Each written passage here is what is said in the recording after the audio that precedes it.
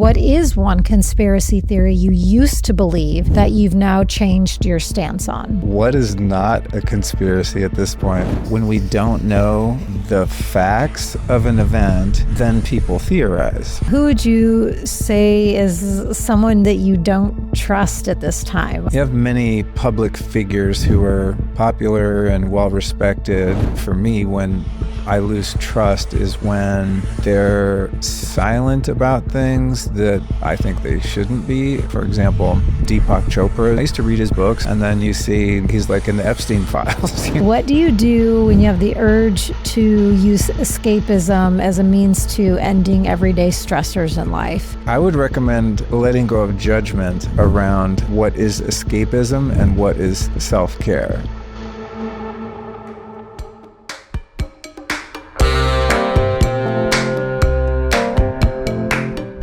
All right, my dear, here we go. Episode 663. Okay. Yeah, we're almost to episode 666. I don't know what that's going to be, but I hope it's a really positive one. It's probably one of those numbers that, it's just like 13. There's at this point in planet Earth, there's always something about something about something. And, however the years, the 13, it's the... that's the spooky number, but it's actually like the number for divine feminine and their richest power, highest powers. It's probably the same thing with the... It is weird, though, that elevators don't have a 13th floor. Yeah. I always check, and I'm like, really? Everyone agreed upon that? It's kind of like the Antarctic Treaty, It's like... Comparing elevators to the... Well, I mean, it's something that every world leader agreed upon, even though that we're supposedly adversarial. And I wonder when that will change, and I wonder who will be the first hotel. There's got to be a hotel out there that has 13. There has to be. I mean, I'm sure there are elevators. But you've just never seen people could write in, send us a message on Instagram at Luke Story. At, what is yours? I am Alyson Charles? Mine is at I am Alyson Charles. Send us a message if you know of an elevator, and we will travel there and do a special episode about it. We'll record from the 13th floor. Or what if all those buildings have a 13th floor, but you just can't access them from the public elevator? That's where the Freemasons do their meetings and things of this nature. I'd like to picture more oracles and high priestesses dancing around a cauldron and a fire. See, I always go to the negative. I know. One number that is definitely relevant, though, is speaking of Freemasons, the 33 thing. I mean, that is like at this point, what is it, indisputable or undisputable? Indisputable. Anytime there's a psyop or some sort of crisis, a manufactured crisis, you'll always see the talking heads on the news or whatever written articles, content about it. There's always a 33. There's this compilation video from the pandemic where it's like a montage of all of these newscaster talking head saying 33 cases here, 33 people died, 33, the Charlie Kirk thing. There's like 33s all over that. It's definitely like a signal. A covert signal. Yeah. Once you start noticing it, it's like everywhere. I don't know anything about that other than barely being half awake when one of the Candace Owens episodes you had playing in the living room, and I heard her, or she was showing all the 33s. Yeah. 33 degrees Mason, 33rd degree Masons. Yeah. I don't know if you're ready to get right into it, but there are some questions. Let's rock and roll. The show notes today will be found at lukestory.com/663. And anything we talk about that's linkable can be found there. And many of the linkable things will be also clickable in the show description on your podcast app. Yeah. Today's an AMA. Sometimes Alyson and I do just general conversations and we riff, but we've gotten a lot of great questions lately. We have.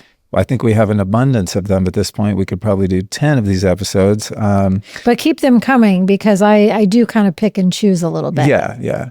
So keep rolling them. We only pick the ones that I feel like can answer adequately. No, that's actually not true at all because you have no idea what I'm going to ask you. No, today. I'm just kidding. Oh, okay. Because sometimes they come up and I'm like, I have no idea. And I'm happy to admit that. Yeah. So, speaking of this whole 33 thing, I'm sure there's a lot of people out there that would probably classify that as, oh, that's another conspiracy theory thing, right? And along those lines, Chris wrote in and asked, what is one conspiracy theory you used to believe that you've now changed your stance on? Oh, man. I think I have a perfect track record. Honestly, it's like, what is not a conspiracy at this point? Or I guess the more fair question for you would be like, what's something you used to not believe, but now is like the inverse of this? Yeah. Well, here's what I can say is that I think when it comes to the realm of what we commonly refer to as conspiracy theories, the thing that where I find falsehoods is that when we don't know the facts of an event, then people theorize, right? And so take something like 9/11, which was my first major red pill, just because the evidence became so clear to me that the official narrative was full of holes. It was just, it wouldn't hold water. So, for example, and I use this one all the time because it was really like my first awakening into seeing kind of piercing the armor of the Matrix, and that was around the supposed plane crash at the Pentagon. And I saw a video wherein there was no evidence of a commercial jetliner on that premises at all. No seats, no bodies, no engines, no wings, no plane parts, just a hole in a building on fire with a bunch of smoke. And the impossibility, just in the straight logical world of physics, the impossibility of a plane pulling off that maneuver and then having all of its wreckage vanish into thin air. So that would be something that is like, we know that what we were told is not true. Therefore, there is a conspiracy to obscure the truth from the public. Where I think many of us, including myself, go wrong is then trying to figure out if what we were told didn't happen, then we theorize what did happen. So you could take the Pentagon thing on 9/11 and be like, oh, it was a missile, it was a bomb, it was this country or that country or this military operation, et cetera. And people get very attached to finding answers, but the answers don't often have proof to back them up. So it's like when you're trying to make a case for something, the burden of proof lies on the one making the claim. So if the government makes the claim that flight number whatever was hijacked and these, primitive Middle Eastern cave-dwelling terrorists somehow learned how to do this impossible maneuver and land that plane at the Pentagon, then the burden of proof is upon them to prove that that's what happened, which they have not done and weren't able to do. So if I say a plane did not hit the Pentagon, I'm not beholden to prove what did happen. I'm just saying what I'm being told happened is not factual. The flat earth phenomenon is another one like that, wherein people that doubt the heliocentric model that's been fed to us are then put in a position where they have to prove what it is if it's not a ball of water floating through space at 93 million miles an hour, whatever it is, right? So it's like, I think where I get caught up sometimes, less so now, is when I realize something I've been told is not true, especially if it's something really meaningful, like the nature of this realm where we live. I don't want to get attached to theories of what I think it might be, but I know in my bones that it's not what I'm being told. And that doesn't necessarily need proof. It just means that there's not an adequate amount of proof to support the claims that I'm being asked to believe. But I don't think I've had any things that I thought were conspiracy that now I'm like, oh no, actually it was a legit story. I think I've been proven wrong when I've had ideas about what the true story is, and then thinking through it or learning more information, I go, well, that's not necessarily true. Again, with 9/11, here's another example with that. So in terms of Building 7, for those that are familiar, Building 7 was like a 47-story skyscraper down the block from World Trade Center 1 and 2 that just imploded in itself, supposedly due to a fire. So I know that that's not possible just based on physics and how those buildings were built, but I don't know what happened, right? My guess would be that there was bombs installed throughout the building and those were detonated and they did a controlled demolition. But I can't prove that, but I can prove that the official story doesn't hold up under scrutiny. And then you have, there's theories, or the big theory with 9/11 is, the first conspiracy theory was that those planes couldn't have possibly taken down World Trade Center 1 and 2, again, just because of physics. And then there's video footage of like lower floors of the building showing explosions and the sound of explosions, like many floors beneath where the plane supposedly hit. So the main theory is that the planes didn't take down those buildings, that they were controlled demolition operations using explosives. But the deeper conspiracy theory that has come out more recently in the mainstream of conspiracy theories, is that there were no planes at all and that the whole thing was CGI. And that is really interesting because there are now videos emerging that were not propagated by the news organizations, by the media. They were just man on the street, somebody with their little camcorder that filmed it. And you just see these explosions and there's no plane to be seen.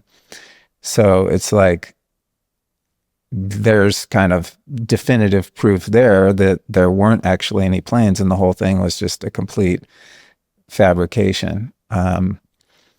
But I don't know that to be true, because someone could also take, with AI now, someone could make a bunch of fake videos that look like a handheld camcorder from a civilian on the street that don't show the planes, And I'll wrap that question by saying, I think it's a very authentic and legitimate human instinct to want to know the truth about any particular thing or event. And some of us are just really, myself included, really driven to know the truth about everything and anything in our reality. And there's a certain level of resistance or even resentment, might be a bit strong, but in my case, I've definitely felt that at times, of just being deceived by whomever. No one likes to be lied to, right? So it's like when you're lied to and you just know in your gut you're being lied to, you really want to know what the truth is. And then that's when we kind of spin out into trying to figure out what the truth is. And I think with most of these events, while we're in this reality, we will never know the full truth. And we just have to accept that, well, what I'm being told isn't true, but I'll probably never know what the truth is. And so then it's just, it's a good practice for developing discernment, not discerning like whether the million theories are true or not, but just the discernment to know, like, is the main story true or is it not? And sometimes I think we just have to leave it alone as like, well, that really doesn't feel true, but is it going to serve me to just keep digging and digging and digging and digging to find out what is true? Because that information is likely unattainable, or you can only get to a certain level of understanding before you hit a wall. Because when it comes to conspiracies that involve many people, which is kind of the definition of a conspiracy, right? Is multiple parties conspiring to deceive or accomplish some shared goal. the information is so compartmentalized that you'll never get the full picture, because there could be dozens or hundreds of people involved. If you think about the pandemic, I mean, we're talking about thousands of people that are in on it, and the information is compartmentalized on a need-to-know basis, just like it is in any military operation. So only the very few at the very top of the pyramid know the full story, and everyone else are just kind of following orders and don't really know why. And in many cases, don't even know that they're active participants in a conspiracy. They're just doing what they're told, and they only have a limited amount of information. So what I would recommend is to hold these theories and ideas loosely and focus on living a truth within yourself. So if I don't like being deceived by the government or the media, for example, what's my reaction to that? It's like, how authentic and truthful can I be so that I'm sending out a beacon of truth into my little corner of the world, and hopefully inspiring other people to do that, and making it safe to speak your mind and share what's true, and to resist the temptation to be inauthentic or deceitful for personal gain. So in other words, I don't want to react with the same kind of mindset or behavior than the people I'm fighting against. What is the opposite of that? And is there ever truly a personal gain when you are being deceitful? Yeah, no. Temporary. I don't even know if that's true. Yeah. Well, yeah, it's not even temporary, it's perceived gain. Yeah. I mean, when I used to lie and cheat and steal and do all kinds of unsavory things out of that survival kind of, survival mindset and mode that I was in, it felt like that's what was necessary in order to survive or to get what I wanted. But yeah, you're right. It wasn't even temporary. It was just a false belief. It was the perception that if I kind of like get sneaky over here and manipulate over here, that I'm going to get what I want and be safe. But all that does is kind of, well, it hurts other people, obviously, but it also creates an internalized compounding shame. It's like when you know you're not living in truth, and especially if you know on some level, if you're not a sociopath, you know you're harming other people by being selfish or deceitful. And if you have a conscience at all, there's some level of shame involved in that. And that shame is disempowering to the point that it helps perpetuate more of that behavior. That's been my experience. So I do my best to be aware when I'm being lied to become less naive, to be more of a realist, but also to hold my theories lightly and not get attached to them. So yeah, it's like my discipline is to have some awareness of what's going on in the world, but doing my best not to get caught up in it. I'm not always successful at that. And it would probably serve me to pay less attention to current events, but there's just kind of a morbid curiosity about what's going on. But I do my best to not get attached to what I think the truth is, because, like I said, there are many things that happen in the world about which we will just never know the truth, So if I can't find the truth out there, then what is the truth within me, and how can I better learn to live by it in a principled way and work on strengthening my own integrity instead of putting all of my energy out into the world and things that I can't change, and focusing so much on the lack of integrity of these institutions and systems in which we live. So in a nutshell, you're saying you do your best to embody and transmit coherence in a pretty incoherent world. Yeah. But, also, I mean, I still have a bit of the rebel archetype, and God, it's difficult to stand by and allow evil to perpetuate. Well, that's what's been interesting, and knowing you and being married to you is a lot of these, I don't even like to call them conspiracy theories. That just feels so stale and played out of a term at this point. And I don't know what new to call these kinds of things we talk about, but I just don't have a gravitational pull to be curious about them and investigate them and unpack them. And I just, I don't have a passion for, or even any kind of like zippy energy within me that's like, ooh, like, let's check this out. I enjoy hearing about them from you, because if I wasn't married to you, I probably would not have much awareness, because I'm not drawn to those types of podcasts either,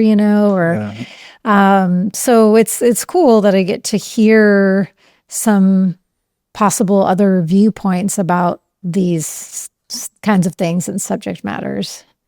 I don't have an inclination toward them myself. You're lucky. I really didn't used to either. I mean, I think, around the time of 9/11, I started watching a lot of independent documentaries and David Icke and Jordan Maxwell and different people. But it was much more indirect. I didn't feel those things in the world really impacting me in my life until the pandemic. And then I was like, oh shit, those guys were right. When I started seeing it play out. And then it started having, some real world effects on me and people that I love and things like that. And so I think that was the point where I started getting a little more pissed off about it. But, anger is it's useful and can be productive, but only to a point, right? There's, if you look at the Hawkins scale of consciousness, I mean, anger is more empowering than apathy or grief or shame, for example. But right above that is courage, and then honesty, and so on. So it's like kind of going through the gradation of emotions. Like, I'm pissed off that this evil is being perpetuated upon innocent people, wars and so on. But at the same time, it's like totally natural to be angry. But if I stay in that, it actually makes me less effective at contributing to positive change.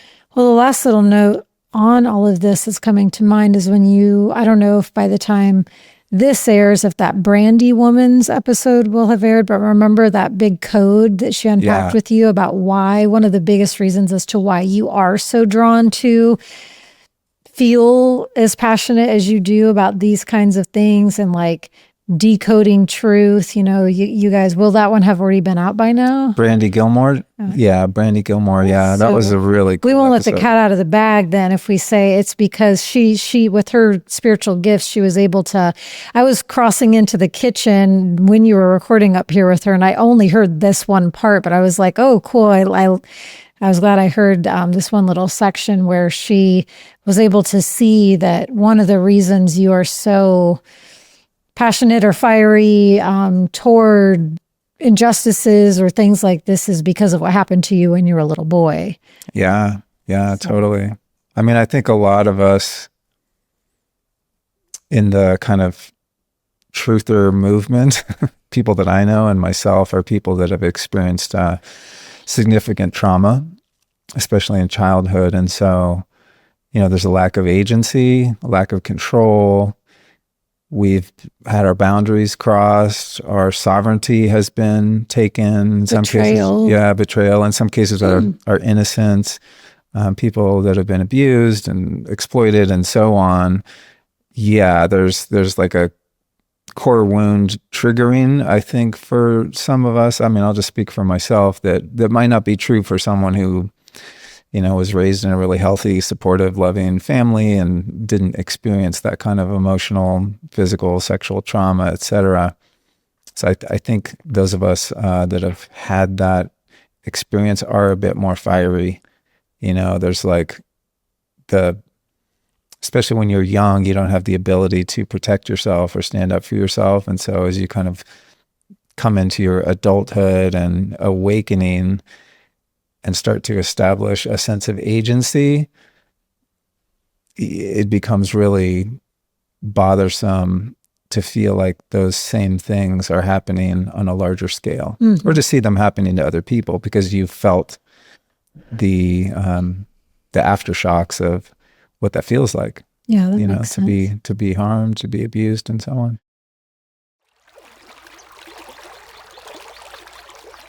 I like being social as much as the next guy. I just don't like being sloppy. And if you've ever woken up after a night out feeling foggy, dehydrated, and off your game, you know exactly what I'm talking about. For me, that trade-off stopped making sense a long time ago. I still love the ritual, though. Chilling with friends, having something in your hand, that moment where the day winds down and conversation and connection open up. And that's why lately I've been obsessed with Vesper from Peak. This is a non-alcoholic drink made with herbs and plant extracts that help you relax without losing your edge. I've been drinking it at dinners and evening hangouts, and what I notice is I feel relaxed, open, and present, but still very sharp. No blurred vision, no slurring, no waking up wondering what happened the night before. It's built with things like lemon balm and tart cherry to help your body unwind, plus Damiana and gentian root for that subtle lift, so you feel good but not sedated. And the best part? Well, you wake up clear, like your brain actually belongs to you and not the night before. So, my lifestylist friends out there, if you want to be social without sacrificing your edge, Vesper is the move. To get your hands on some, here's what you do. Go to peaklife.com/Luke. That's PIQELIFE, peaklife.com/Luke to save 20%. Drink like you've got somewhere to be tomorrow, because you probably do. That's peaklife.com/Luke. Well, staying on this evolutionary thread, we'll weave into this one from John. He's asking, what is one thing in the wellness space that you used to believe in that you've changed your stance on?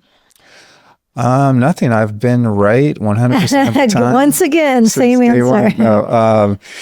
Yeah. There's got to be something with all the gadgets and... I mean, for sure. I mean, I'm just a tinkerer, as you well know. People that are longtime listeners know. There's just something in me. There's a curiosity around how good you can possibly feel.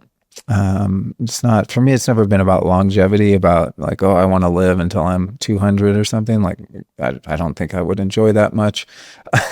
But it's like, I just don't like feeling bad. I don't like feeling ill. I want to feel young and vital and have the energy to accomplish what my soul took on this body and this persona to do.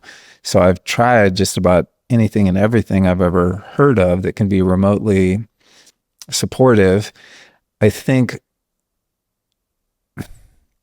there have been some situations where I haven't had a respectful and reciprocal relationship with my body, and my self-will has overridden feedback. And I've had a more dominionistic relationship with the body as something separate from me that I'm going to force into. Rather than listening to its intelligence and really harmonizing and co-creating with it as one. Yeah. So, for example, I had mild and periodic tinnitus many years ago. And, it was bothersome, but it wasn't something that really interfered with my day-to-day life in a meaningful way. And then I found that there was this treatment a lot of people were having success with hearing loss and tinnitus. And so I got an invitation to go have a treatment, and I didn't think about it. I was just like, boom, booked a plane ticket, went and did it. And after that, the tinnitus got much worse. Now, I don't know if it's correlation or causation, but out of all of the things I've done in terms of just experimentation and the biohacking kind of realm, that's the only one that I wish I could turn back the clock on and be like, dude, you didn't even check in with your body. Maybe your ears don't want that, maybe your brain doesn't want that. And I mean, even as like, I've made so many mistakes and done so much stupid shit in my life, I don't really have any regrets, It's like, those experiences have all caused me enough pain that they've motivated me to change, so they've all been some sort of catalyst for me to evolve. With that situation, it's like I don't see the upside of it yet. You know what I mean? Because I'm still suffering the consequences. I think the only upside is that I'm starting to build more of an awareness that I need to be in partnership with my body and not just do whatever I want to it. It's got its own intelligence and it needs to be honored and listened to. So, there is that benefit. But I think sometimes I could have a bit more patience and mindfulness around how I just like dive into things full on. And, I don't read the instructions on shit. If it's like, start slow, start on number 2. I'm like, cool. So you mean number 11? Boom, crank it up, do the max full on.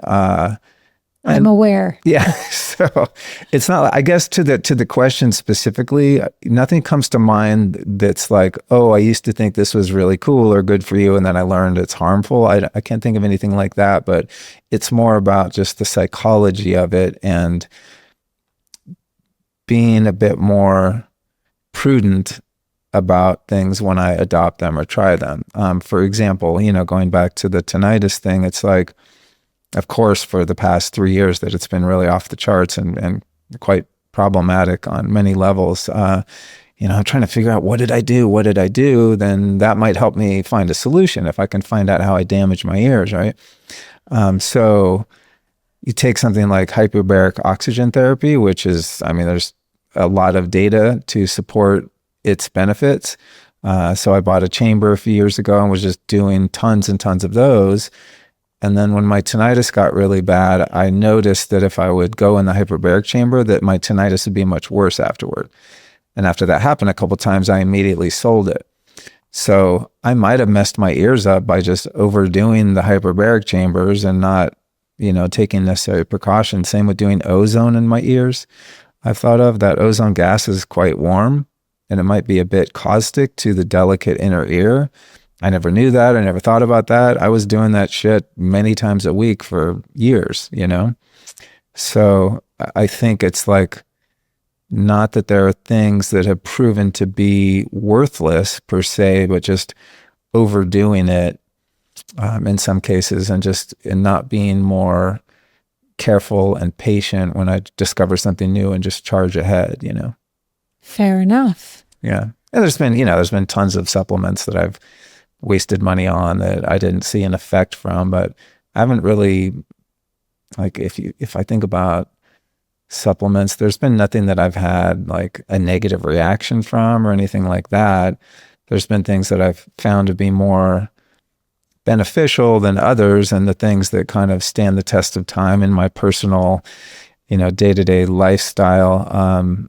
There's a few things that have lasted because I really see, verifiable benefits, and some things just kind of fall by the wayside because it's like, it might be good for you, but I'm not going to take 150 freaking pills a day, Gotcha. Maybe 50, not 150. Oh, God. Oh, well, I'm glad you're bringing that more into your field of awareness.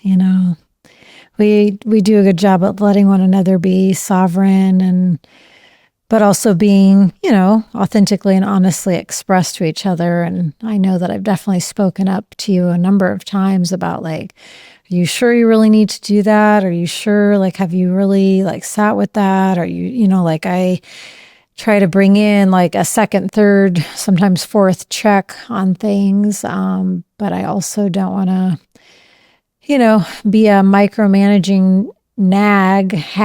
Don't want to be a Karen. Yeah. Biohacking Karen wife. But yeah, you just, it's like, but there's also a really positive side to that aspect of you that kind of like, with your book, while in one episode recently, I made a little bit light of like, well, you turn your book in already, but at the same time, that thing in you that just knows how far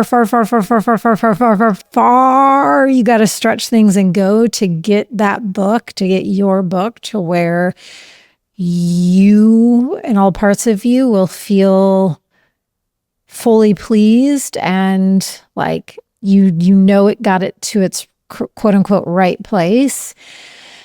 I just got a flash of, that aspect I'm sure will serve you well with your book, but it's like kind of that same vein of things. Like with your ears, they were just kind of low to medium, but that component in you that's like, no, I can get this better. I can get this to nothing to low rather than low to medium. And then it like, by then you kind of pushing that vein, then in that scenario, it actually exacerbated it wildly. And so it's like, I guess I'm saying all of this to say, I'm glad you're and more conscious awareness of it. So in whether it seems like a small or big decision, you're tuning more into what is really true here instead of just stretching that vein way out all the way through the way you have a tendency to. It's like, does that curse and gift in me, like what will that bring if I implement that aspect of me right now in this scenario? It's a double-edged sword. Yeah, I think it's that it's just part of my nature to be extreme. It's like something about this human experience. I just want to squeeze every bit of juice out of it. And so I go pretty hard, and, I'm willing to take responsibility for the consequences. But as I get older, I'm like, do I really want those consequences? So, I've definitely been learning to temper my obsessive nature around things. And you've been really helpful in that. I think when we first got together, you probably never dated or even known many people that roll like me in this particular way. Being an ex-addict and just full on in the way that I am. And so I've seen, your level of discomfort with that in the beginning kind of ease as you've been able to trust that I'm taking care of myself properly. And I've also learned a lot from you, just seeing how you operate in the world. And also you've been proven right so many times when you're like, hey, maybe you could pump the brakes a little here, just not trying to control me, but just because you love me. And well, I also am an oracle, and I see a lot that you don't see. Very much so. Literally my duty as your wife to then bring what I am seeing to your attention. I agree. Yeah. You're the spiritual protector of the little family we have here. But yeah, and also I've learned a lot from you too about just tuning in with the body and with my soul, my higher self, with nature. I mean, I remember, back in the day, I want to go cut some branches off our tree or something. And you're like, well, did you ask the tree? And I'm like, ask the tree? Like, the tree doesn't know any different. You know what I mean? Yeah. And did you ask your wife? Did you ask the tree? Yeah. Like, you can't just go all willy-nilly with your hacksaw and chopping down trees' arms. Yeah. I think, I don't think, I know in many ways I've learned to tune into subtlety more. Same with like working with plant medicines. It's like when I first got into that kind of work, I mean, I really got my socks knocked off in some powerful and beautiful ways and saw so much change. I was transformed and healed just in so many beautiful experiences. And because I'm just wired for intensity, it's been difficult for me to find the gifts in more subtle experiences. And that's something you really helped me to become aware of and to acknowledge and to value, right? So it's like it doesn't have to be a paradigm shattering, out of body experience to still receive gifts and insights and healing, so. Well, that was going to be my last point, as I was going to take it to exactly there, is that you were saying something to the effect of like, it's just in your extreme nature because you want to just, I don't know, you have the biggest or most powerful life or whatever you said along those lines. But as soon as you said that, what I found fascinating is that as someone who works in the subtle realms, I completely feel that I am living the absolute fullest, richest, totality-esque human life, earth walk that is possible for me. So I just found that fascinating that you come from more of is extremism even a word? And then I'm more subtle realm. So we're kind of at the opposite ends of the spectrum, but yet we both feel we're experiencing like the richest, fullest life possible. Yin and yang, baby. Yeah. I mean, it makes perfect sense. In the feminine energy, you're receptive, subtle, feeling into things, having, that But the experience of living in the subtle is not subtle at all. And I think now I feel a little fire and passion coming up in me, because it's like, and you subtle realm workers out there listening, you're probably like, yeah, and I don't know that I can even begin to articulate this, but you already know what I'm talking about. There's such a misconception about those of us that weave into the subtleties and have the gifts for being able to sniff so loud and clear just the slightest of waft that comes through that tells you a message, because that way of living is so potent and so alive and so rich and so clear. It's so vibrant. There's nothing subtle about being a person whose specialty is working in the subtle realms. And it's hard to explain, but well, I'm speaking of it's so powerful in there. Yin and yang, positive, negative, masculine, feminine, more in terms of a qualitative analysis rather than quantitative. In other words, not that one is preferred, just how they're different.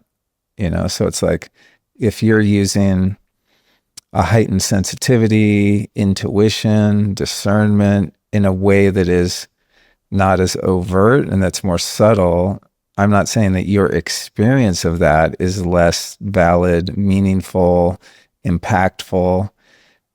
It just works in a different way. Mm-hmm. And so I've learned to tap more into that, listening, waiting, observing, being patient, using my intuition, rather than just charging ahead, like, I want this thing, I'm going for it, boom, boom, boom. It's like the subtleties, you're working at one with God. And how can it get more powerful than that? Yeah.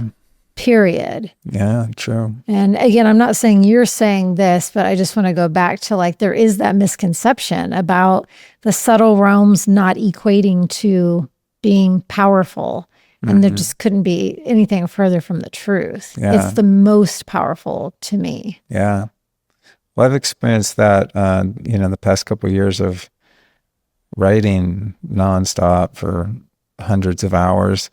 It's like the masculine side of me that's very driven and, attached to production and accomplishing things and getting things done and checking things off the list and making progress. If I was only using that energy, the finished product would be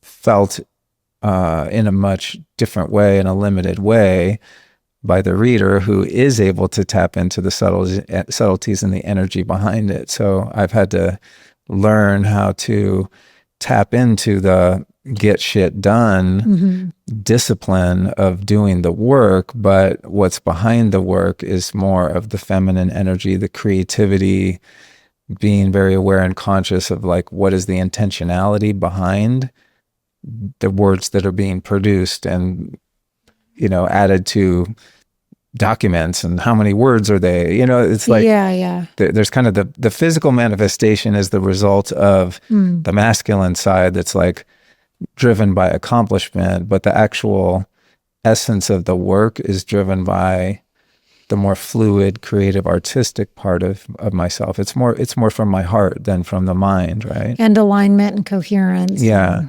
Yeah. So yeah, I mean, I think that's one of the coolest things that I learned from you is finding that balance within myself, because I have a model for what the power of feminine energy looks like and feels like, and how in some cases so much more can be accomplished with that energy with less expenditure of effort than the driving, forcing, pushing, accomplishing, getting done, right? It's like there's the art of allowing kind of thing where things just unfold and get done because there's no resistance preventing it from being done, right? Yeah. It's like things just kind of come to you and unfold in a natural progression that doesn't require force behind it. Yeah, I'm in the river of the divine. Yeah. And I've observed, it's been kind of interesting, you know, for anyone who knows a bit about me and my journey or listens to our episodes together, then you probably know, you know, the last 3+ years, it's been more of a renunciant, semi-retired cave dweller time for me. And I am getting back out into the world. But, you know, when I'm listening to those God, soul, earth mother commandments or instructions or directives, I truly easily live by them for the most part. But there were definitely times in this semi-retired period where I would be like, oh gosh, you know, do I even quote unquote exist anymore in the outside world? Or am I, you know, going to be quote unquote left behind? You know, all of these whatever companies or brands or people that I used to partner with or co-create with, do they even know that I'm still on planet Earth? You know, those kinds of things those ponders would swirl in. But what has been fascinating is I have observed, this might not hold true 100% of the time across the board, but for the most part, even though I've been in this renunciant zone, I'll still observe that I'm kind of still right with some of my colleagues that have continued to be out there like kind of 24/7 and cranking out the content like crazy. And you know, hats off to you if that's the way that your path is meant to function and live. Like it's not a good, bad, right, wrong, but it's just I've observed my curiosity in that. It's like, oh wow, I've been kind of tucked away in a cave and doing the deepest inner work while they've continued to be out there. But then I will get a call to like give a talk here or do that. And they're all right there with me also on that same event. And they've been out. And then I just kind of come out of the cave and I'm like, oh, hello again. Do you know what I'm trying to say? Yeah. It's really interesting. Yeah. It's like the difference between power and force. Yeah. Mm-hmm. Power is autonomous and it has its own inertia and movement to it, whereas force, you know, requires a lot more effort and grit. That's the balance I'm always trying to find. Uh-huh. You know, there's so much power in just say, you know, to use your example, right? You have peers or colleagues that are out in the world in a much more visible way than you have. You've been kind of in the monk zone for a few years now. And so on its face, you could say, oh, they're, you know, creating all this content. They're out in the world. They're much more visible publicly. And therefore, it would seem they're having more impact. But that impact is more coming from a place of force, just to use that frame. Not that it's being done in a wrong way, because I've been the person that you're referring to. Like I'm out here just cranking out content, being a mover and shaker, writing books, doing all these things. But it's like, I would argue that in terms of making a positive contribution to humanity, the work you've been doing, which has been more internalized, is coming from a place of power and has a reverberation that is more felt than seen. Yes. And that, you know, to your point of like, you haven't fallen behind, so to speak, in terms of your own personal evolution, development, and also in what value you're able to contribute when you do emerge from said cave and you're like, hey, here's what I've been up to, right? So it's like, you've had from my perspective, you've had quantum leaps in your growth and maturity and understanding and all those things. But one wouldn't really know that unless they're in your inner circle and observing what you're going through. But someone who knew you 5 years ago and hasn't seen anything from you and then sees you again is going to like, where'd that lady go? Well, you'll be noticeably different. Yes, that's true. That will be interesting. Even though your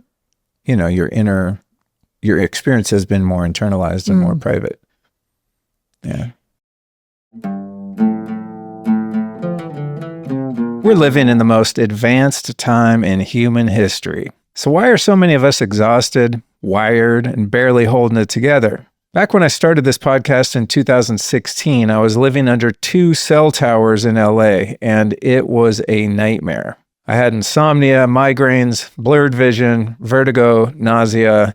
My system was just maxed out. It was absolutely terrible. So when I moved to Texas, I hardwired the internet, shielded our bedrooms, and did all the physical EMF mitigation you can imagine. But here's the unfortunate reality. You can't eliminate every signal unless you live in a cave. And that's what led me to Quantum Upgrade. It harmonizes the field you live in so your body stays coherent inside all that static that you can't control. And this isn't just a feeling. Their research shows improvements in HRV, brainwave balance, and cellular energy. It's pretty simple, really. If your system is under less stress, you're going to feel it, and I do. What does that look like? Well, I sleep deeper, I think more clearly, and I don't feel wrecked by my environment anymore. So if you want to upgrade your whole situation right now, here's what you do. Go to lukestory.com/quantum upgrade and use the code Luke15 to start your 15-day free trial. If you want your space working for you instead of against you, this is one of the smartest upgrades you can make. Again, that's lukestory.com/quantum upgrade, and that code is Luke15 to get 15 days totally free. You can also find those links and codes in the show description. Well, here's what I would propose. After I get this damn book out this year and then spend the following months or years trying to put it out into the world, you could take a turn being the extroverted person that's out in the world. I feel like I could use some introverted cave time to just be a renunciate and do my monk walk because I've been so active and like I've been producing so much tangible external work for so long. I mean, decades. Oh, I just realized what I was going to say. So I'm ready for a break is what I'm saying. Right. Yeah. And this kind of weaves with that. And I hear you, and I've been aware of that. And it's also up to God. And also, case in point to the brain fog that I just had a second ago, where I was like, what was that big thought that I just had? It's like I'm having a grip so tight to it right now. I've been dealing with the mast cell histamine stuff. I haven't really talked publicly about it. I'm finding my way with it, and working with Dr. Ann Shippey here, who we both love, to do all these labs and get all these test results back to keep cracking this code. But that's been one of the fascinating things as I am now ready to get back out into the world again. Yes, I'm quantumly different. My transmission, my embodiment on the deepest soul levels is different. I am as far back to my origin essence as I think it's kind of possible to get to through devotion to evolutionary work, and also dealing with some of the stuff from our fertility journey and this mast cell stuff. I also deal with this like bizarre brain fog and fatigue that I've never had to deal with all of my life. I've been historically such an effervescent, high energy person, so capable, so driven. And there's like such a lack of energy and motivation, and also at times like some mental health swirls that go along with this mast cell stuff. So it's interesting to me, to be ready to be back out in the world. And I'm coming out as such a different person in all forms, but physically too. My brain is functioning differently. So kind of in all ways, mind, body, spirit, soul, I am learning who I am in this form again. And as I enter back out into the world again, I'm going to be functioning differently. Even in these interviews, I'll have these like occasional brain fog moments. But the thing that I was trying to say is in that renunciate period, it took me just until recently to connect this dot. I was, staying in prayer connection with God of like, when will this semi-retired period be over? When it is ready to be over, what is your next directive to me? What's your next call for me? And when these clear answers weren't coming in, especially as I started to feel more and more ready to be of service again, because I do love to be of service and, write books and do fire ceremonies and all the things and support people and reconnecting to their own divine power. The answer to what is my new form of service just wasn't coming in. And recently I finally connected the dot. I was like, oh my gosh, the last few years I have just been being of service in a completely different way. My of serviceness never went away. That never left. I just couldn't see it because it was functioning so differently. It was more private. And, I'm not trying to paint this in a way that's like wonky, but, just being so close friends to even James while he was on his journey, I was there as a friend, and to support and witness and at times usher when needed. But that's just one example of how a lot of my love and care and energy that in the past would have gone toward these more physical, tangible, outward showing ways of being service. There were so many huge, more private operational ways in which I was being of service, and walking with, that family that we love so much is just one example. Like there were so many other things that and ways in which I was being of service that just weren't outwardly being shown. And for some reason, there was just kind of like a veil over that. And it just got so clear in this past few weeks where I thought, oh my gosh, I've never stopped being of service. The functionality of my of serviceness is all that shifted. It went from more public to very private. Yeah. It's like we were talking about on a few of these ago. I forget which number it was, but about this phenomenon of social justice warriors and things of that nature. I think a lot of people with the best intentions also are of service or intend to be of service or supportive of their fellow humans in ways that are very overt and sometimes lack authenticity or motivated from a place of wanting to gain significance or attention. And throughout our lives, if we're on a spiritual path, we're just fluid, and the way our gifts express aren't really up to us. If we're really following the call, if we're following God's will or the directive of source, however you want to frame it. And your own heart too. Yeah, it's sometimes how you contribute is going to be overt and visible and sometimes not. And neither one has more or less value. I think the beauty in it is just honoring how you and your soul want to express at any given time, and that's, I never pause long enough to even feel into that, I do miss having a more like one-on-one tangible practice of being of service that I had for so long in recovery circles and whatnot, where I really got to participate in incredible transformation and just give of myself in a more personal way where sacrifice is the wrong word, but giving in ways that were much more inconvenient, and I think when it comes to service for me, the more inconvenient it is and the more resistance I have to it in terms of helping other people, the more I benefit from it. Whereas it's like, someone says, hey, I'm really hard up, can I borrow $100? It's like, oh yeah, here's $100.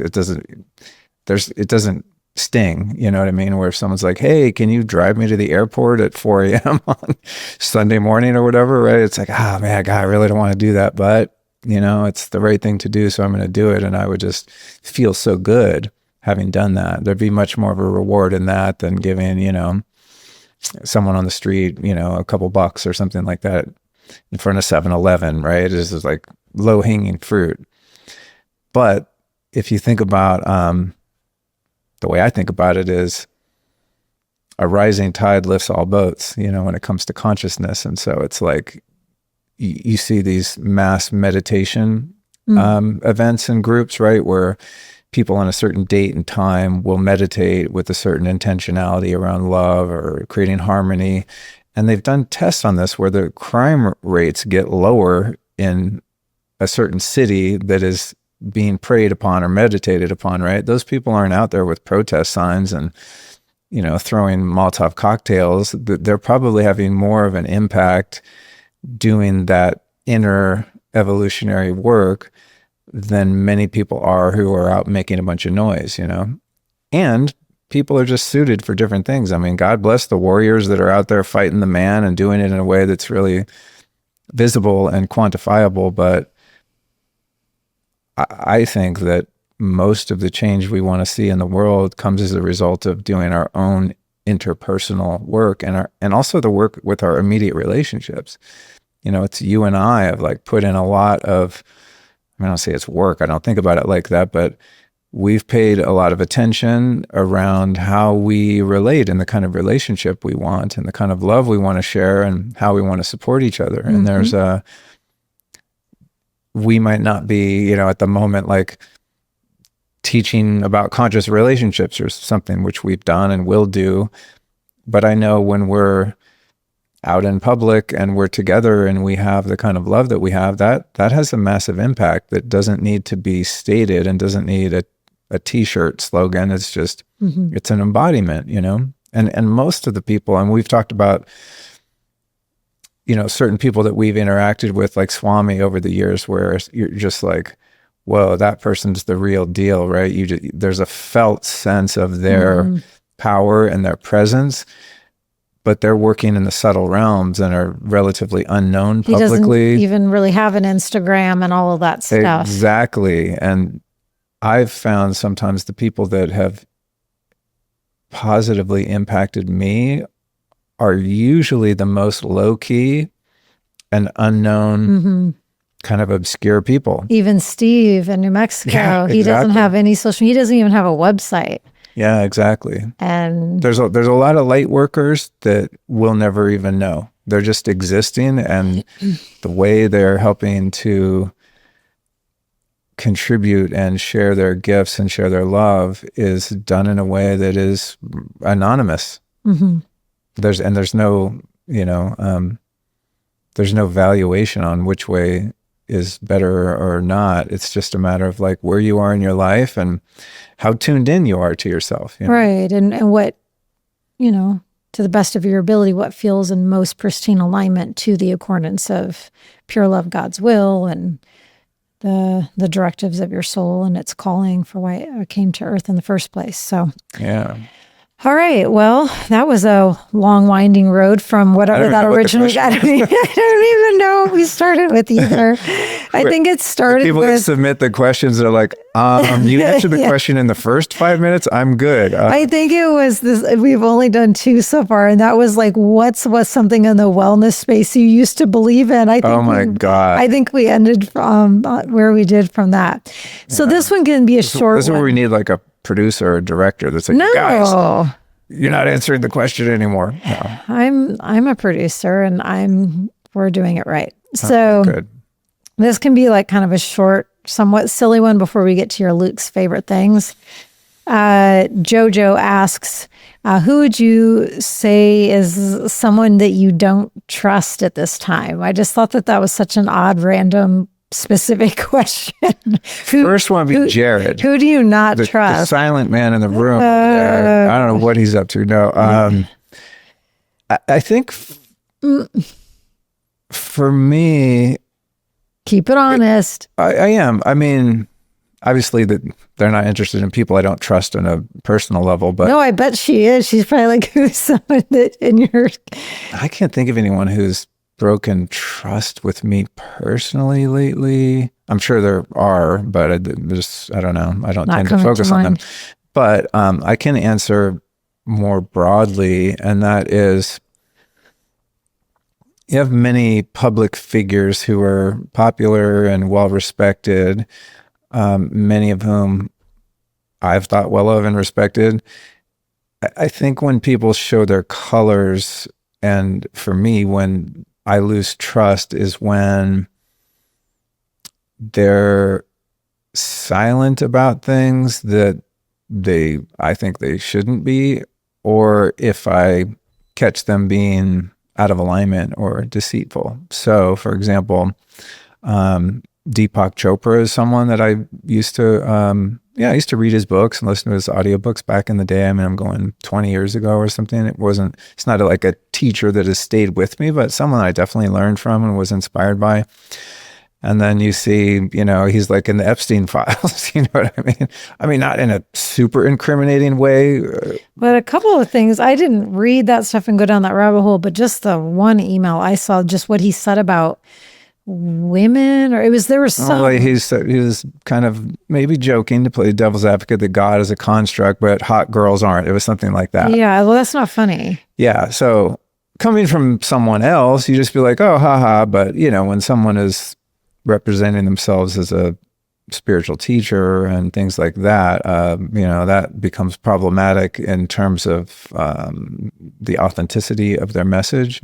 I think also during the pandemic, it was a pretty big trust breach for me when people were promoting the injections and telling people you could go get free donuts. Yeah, I mean that's a pretty big tell. Yeah, I think it's like when people one again has to be a social justice warrior, but when a topic touches someone's lane and they're silent about it, then that gives me pause a bit. So, for example, I started this podcast in 2016, so almost 10 years. I think it was June was the first episode. And so I never talked about politics or conspiracy theories or anything like that. It wasn't in my lane. I'm talking about spirituality and health and whatever, right? Building the ultimate lifestyle by, just finding different modalities and teachings and principles and practices and all the things. And like, how can I bring guests on that give people tools that they can further research and apply to their life to improve their experience? So it was like in my personal life, I would be interested in things that I would never talk about on the podcast. Enter 2020, the machine, the matrix kind of jumped into my lane because now we're talking about health and they're fabricating a disease that doesn't exist and just hurting a lot of people in the process with the masks and the social distancing and all this stuff that is just so overtly wrong. If I would have stayed silent about that in my own integrity and not had the courage to speak out against it, which I did from early 2020 on and will continue to for as long as I'm around, because it was just so brutal, that whole situation. I think people kind of forgot about it too fast, to be honest. I mean, you don't want to focus on something to the point of like, okay, let's move on. But during that whole period with all of the George Floyd stuff and just there's a lot of psyops going on. When I saw people in my space, in my lane, my peers, either just being silent or actually being a mouthpiece for the matrix, I lost a lot of trust in people during that time.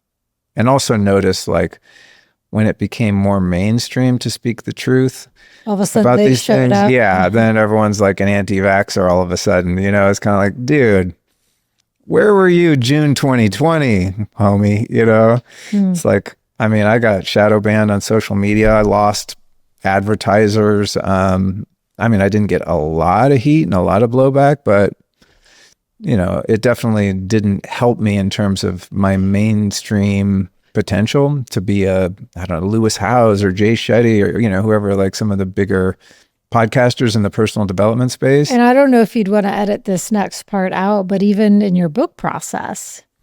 I can talk about that. Yeah. I mean, now the contract's signed, so the book's done. It's been accepted. Yeah. I mean, I think, as a quantifiable sort of negative impact, when I was shopping my book proposal to the major publishers, and you got to know the major publishers, ultimately all major corporations, as things get more centralized, it's the same 5 companies basically control the whole world, to put it in a really kind of simplistic term. So there was more rejections than I anticipated based on the initial kind of response and excitement about the book from publishers. And those that declined to, submit an offer on the book cited my kind of problematic views, and some people that I've hosted on the podcast as reasons like, it's a really great book.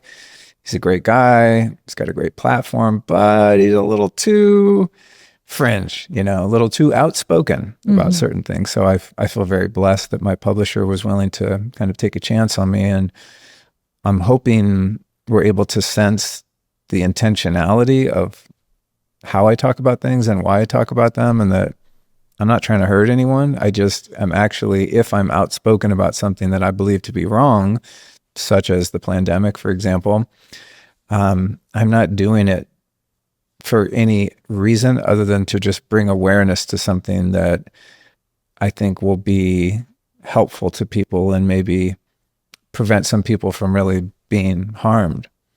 It's just like, I'm not out there to try to destroy the government or something. I'm just like, hey, you guys, we're being lied to in ways that could really impact your life in a really negative way, such as those injections, which now I think is pretty clear to most people, unless they're like a full-blown NPC. That was probably not a good thing to put in your body, And I know people personally that died as a result of that. And so, how would I be feeling right now if I never said anything, right? I mean, I tried to warn someone very close to me, and I just didn't get to them in time, and they, ended up checking out as a result.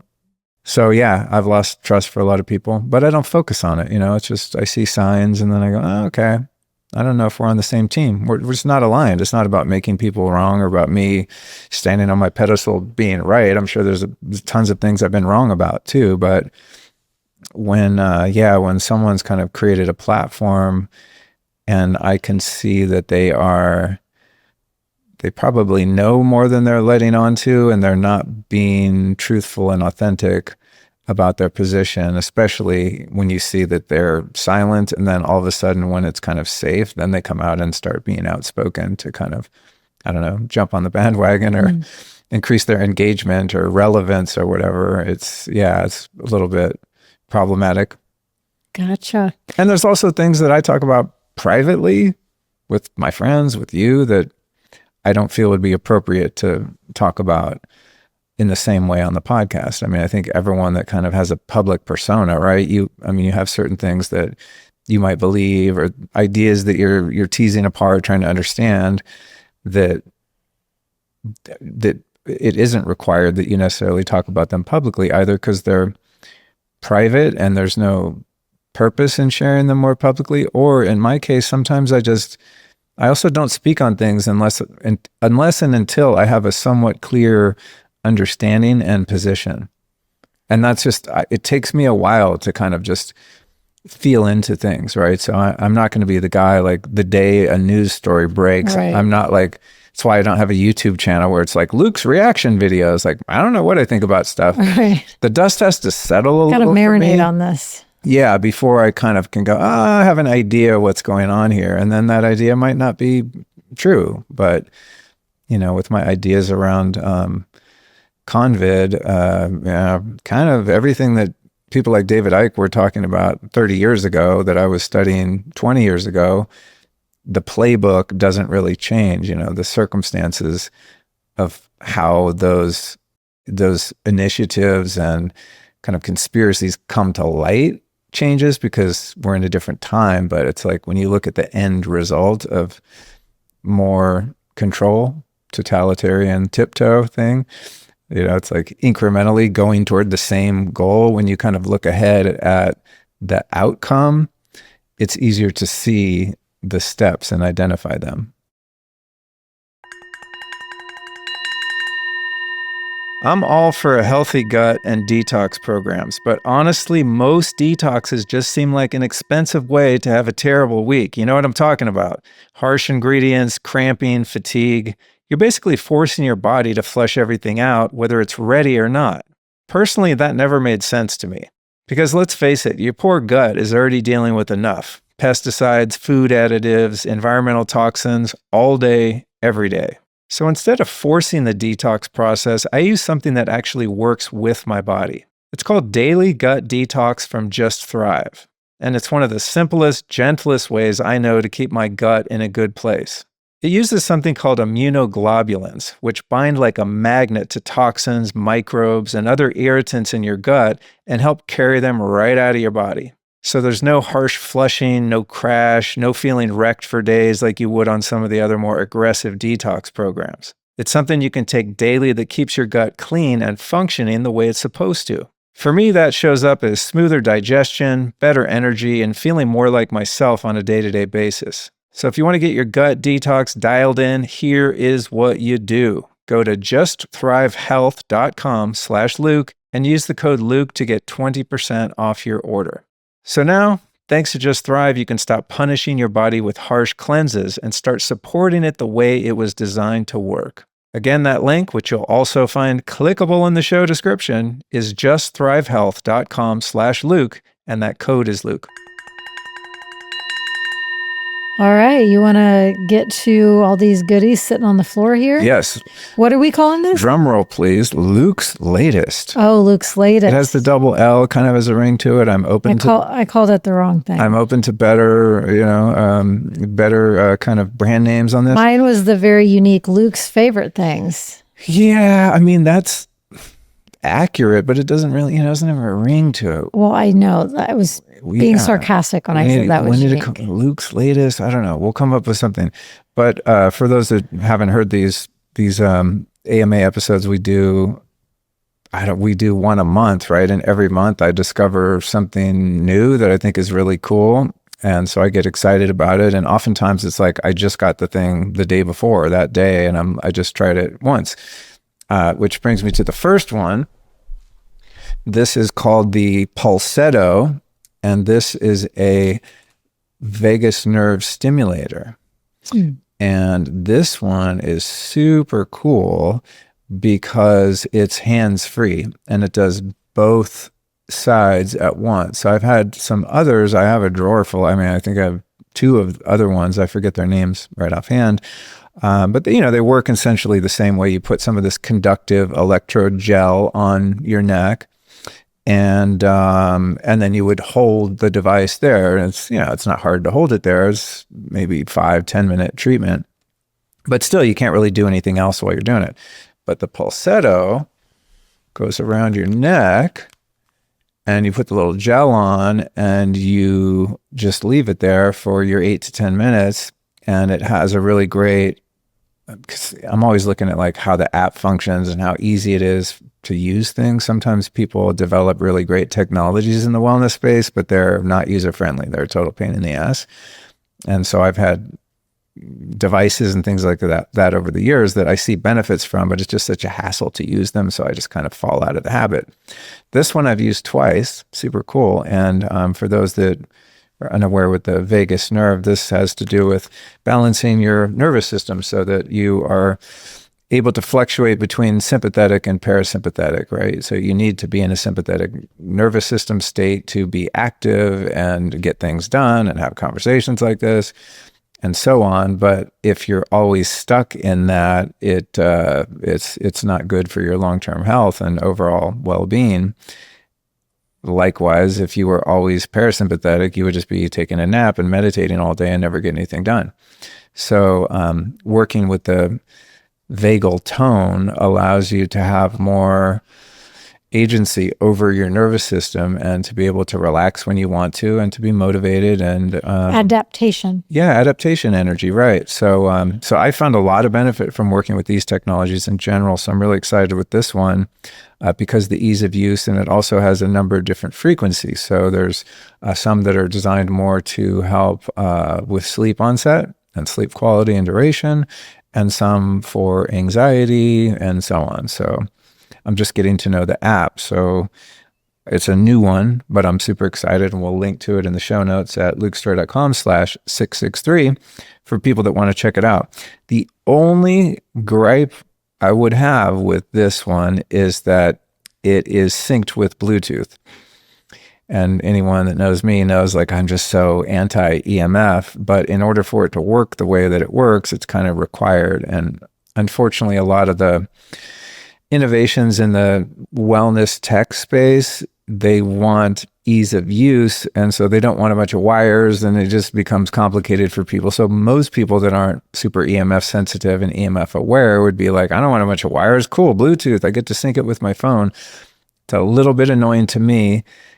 But the thing is, I'm always looking at cost to benefit ratio. So, okay, so I've got Bluetooth around my skull, around my neck for 8 to 10 minutes a day, or maybe if I do a couple a day, but I'm improving my nervous system over time in a very quantifiable and scientifically verified way. My thinking is that my nervous system is going to be more resilient for the EMF in life in general that I can't prevent, right? So if I'm driving around in the car and going to the airport and on planes and I'm in high EMF areas, one of the worst, negative effects of EMF is it's harmful to your nervous system and your brain. So my thinking is like, I wish it didn't have Bluetooth, but I'm guessing and pretty certain that the overall sort of global benefits are going to exceed that minimal amount of Bluetooth exposure. So I'm willing to take one for the team with, Bluetooth devices.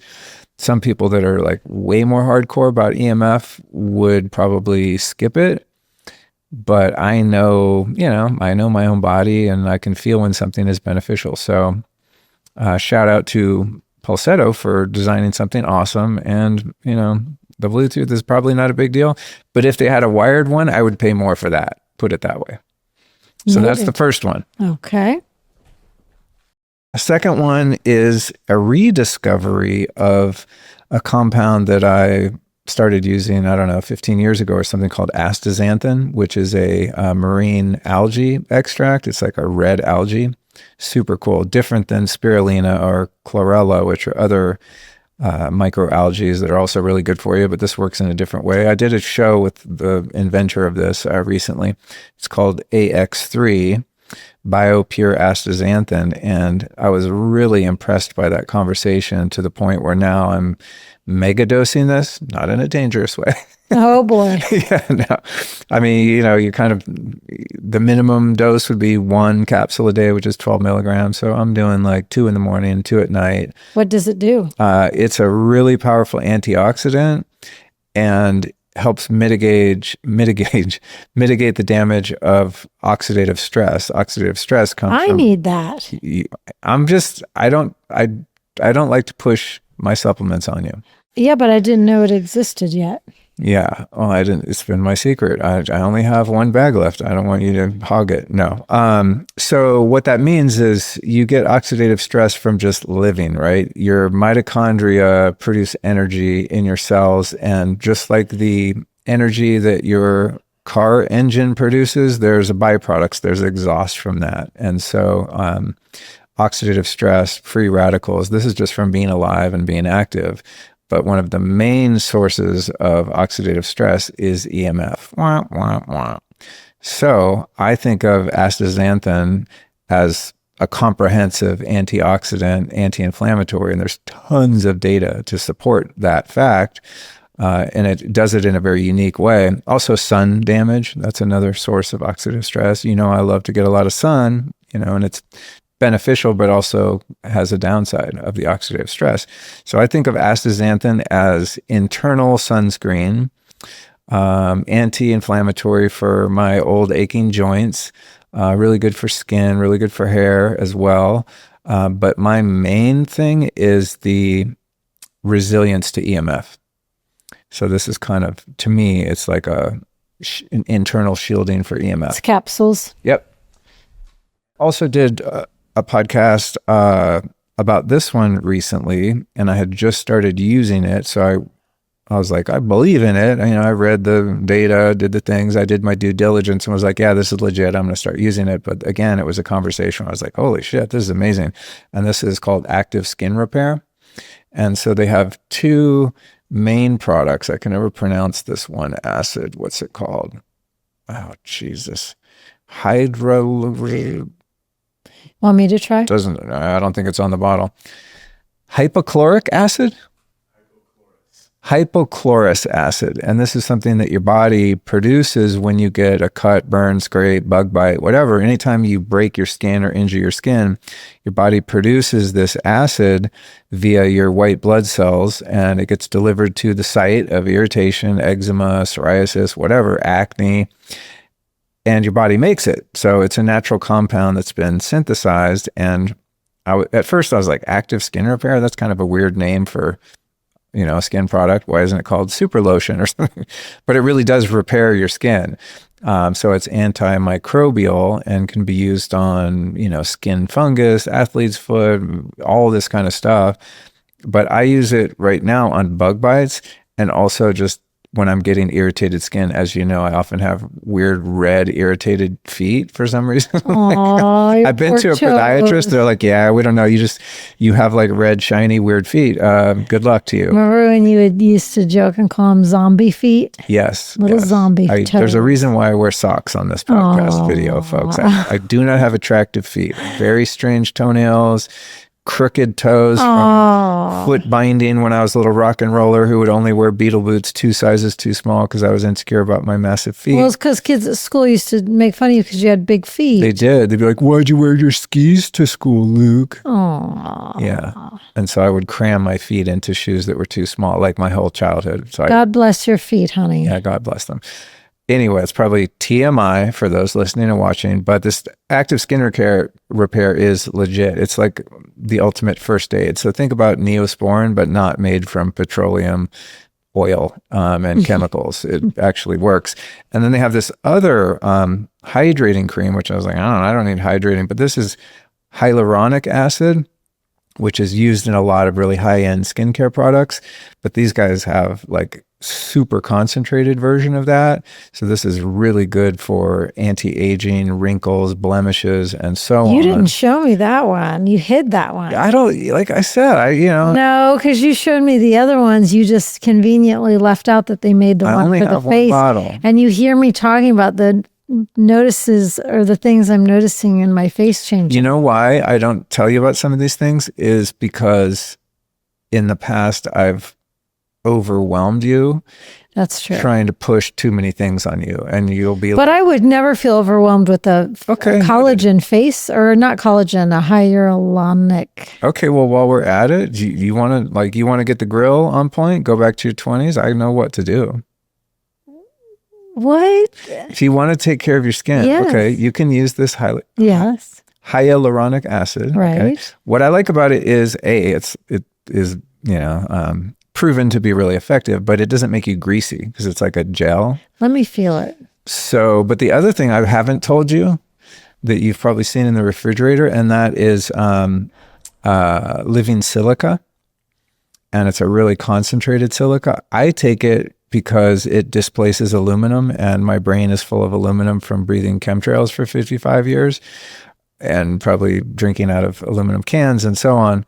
But the silica is the massive collagen builder. And so if you want to Don't you put that in our water already? The silica? Yeah. No. Oh, I thought you put that in our water, our drinking water. No, I put other weird stuff in our water. I put the easy water gel, and I do all kinds of stuff in our water. But no, I think it's called living silica. Yeah. Like people will drink Fiji water. Certain natural spring waters are high silica. And so people will be like, I'm drinking 4 Fiji waters a day. Dude, like in one shot glass of that silica, you're getting probably like, that's like drinking 20 bottles of Fiji waters. I mean, so it's a really high concentration of silica derived from plants. And that's the ultimate thing for skin, hair, and nails, but also not just skin in terms of, just having smooth skin and not wrinkles, but the elasticity of your skin. Mm-hmm. So if you were to take that silica, a lot of collagen protein and vitamin C, like that is as far as I've discovered, the best thing you could ever do for your skin in terms of anti-aging. Okay. So there, I'm not holding out anymore. Well, I saw the silica in our fridge. For some reason, I was sure that was getting added already to our water. So I didn't. It's too expensive. You just take a shot of it? Yeah. I mean, I just like, it has like a squirt top. So think like about a shot glass. Mm-hmm. Does it have a flavor? To me, no. To you and your super senses, your bionic sense of taste and smell, probably. But it's pretty mild. I mean, you could also take the silica and just put it in a drink or anything. I mean, it doesn't. It is tasteless enough where it'd be easy to mix in something. But even by itself, it doesn't. Okay. It has less of a taste than Quinton water. Put it that way. So added bonus on the living silica. Amazing. It's quite expensive though. It's like $45 for a bottle of it. I get it on Amazon. Unfortunately it's not cheap, but what's the cost of having a brain? If you swear by it. Yeah. I mean, what's the cost of having a brain full of aluminum? I'm not about that Alzheimer's and dementia situation. So if I have to invest $45 a month to like have a healthier brain for longer, I'm willing to do it. I'll spend less money on some other, superficial expenditure. The other one that I'm been super pumped about for a while, I just keep running out of it. It's so annoying. I think I just have to like mega stock, and that is this ketone, Quitone. It's a ketone powder. Now I've been taking exogenous ketones for the past few years, and I really notice like physical energy and mental clarity when I take it, but the liquid versions of it are really, really nasty, even to me, like just unbearable. So this powdered version, somehow they managed to create a concentrated ketone powder. And there's also a coffee creamer, which I think I did show you this one. And yes, you did. The taste might be weird for you. To me, it doesn't have a taste. I just put it in water. It was fine. But there's a creamer one that actually tastes really good that you can put in your matchas and coffee and stuff. But what's rad with this ketone is not just that it is very mild and easy to take because it doesn't really have a taste. It literally puts you in ketosis for 5 or 6 hours after you take one dose of it, which is like insane. To achieve that through a dietary restriction, for me, is impossible. I mean, that means like you can't have any carbs, no glucose, no sugar. I mean, you would have to only eat meat and fat, which is like the keto diet, right? It's impossible for me. I think it's just the worst thing ever. It's like so hard. But also, I just don't think it's good for you. I don't think the human body is designed to eat that diet. We're omnivores, right? It's like when we are hunter-gatherers, we're eating all kinds of weird stuff. We're eating plants and berries and fruits and vegetables and all kinds of animals and fish and all the things, right? It's like just intuitively, I feel better just eating a balanced diet, whatever that looks like.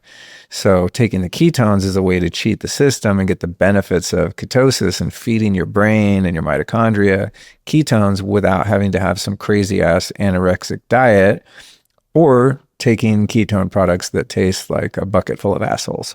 Okay. On that note, the next one is, and this one, I mean, I always think I'm more excited about this one, but I'm just a nerd. I love this shit. So this one is called the Jovial Lamp. If I can pull it over here. Wow, it's very heavy. Yeah, it's hardcore. It has a very sturdy base. And this is made by my friend Brian Hoyer from Shielded Healing, who's been on the show a couple times. He's an EMF expert, and now he's gotten into the lighting space. He works with Brian from Sauna Space. They collaborate on some stuff. So the Jovial Lamp is I got to look at my notes here because I just got it. I'm not studied up, but this is a halogen bulb. Actually, I'll point it toward the camera for people watching the video. This is a halogen bulb, and essentially what this is doing is creating sunlight indoors. So if you live in a place like Texas where the weather is inhospitable the majority of the time, these houses are built like hermetically sealed vaults, right?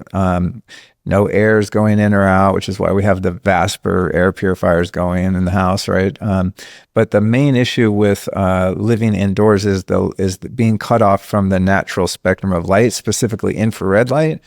So if you have windows in your house that have what's called a low E coating, that's for energy conservation so that your house doesn't get hot when the sun shines through the windows. So the infrared light of the sun is getting blocked. Not to mention glass also totally distorts the UVA and UVB spectrum. I think it's the UV, I forget which of the UV, A, B, or C gets totally blocked by any and all glass. But basically living inside buildings where the light is filtered through any kind of glass is super shitty and really bad for you on multiple levels, specifically in terms of mitochondrial function.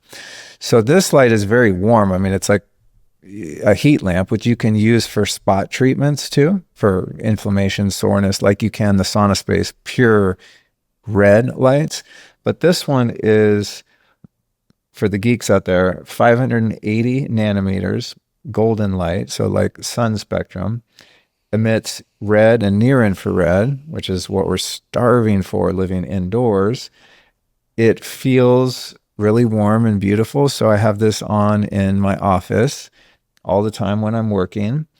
And what I'm going to do, because I don't have a lot of space on my desk for this like lamp fixture itself, is I'm going to take these, I'm going to get a couple more of these bulbs, probably take it out of here and put it in the overhead recessed can light fixtures. I just want to confirm that it's safe to do that because it does create a bit of heat, but they're made of metal. I think they're rated to be able to handle heat.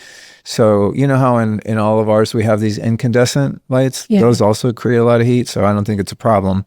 What's cool about these is that in the jovial light, the shape of the bulb is the kind that goes in recessed light. So it fills up the whole little cavity, right? Whereas like those incandescent bulbs up there, they're made for a lamp. They're like the, teardrop shape. So they're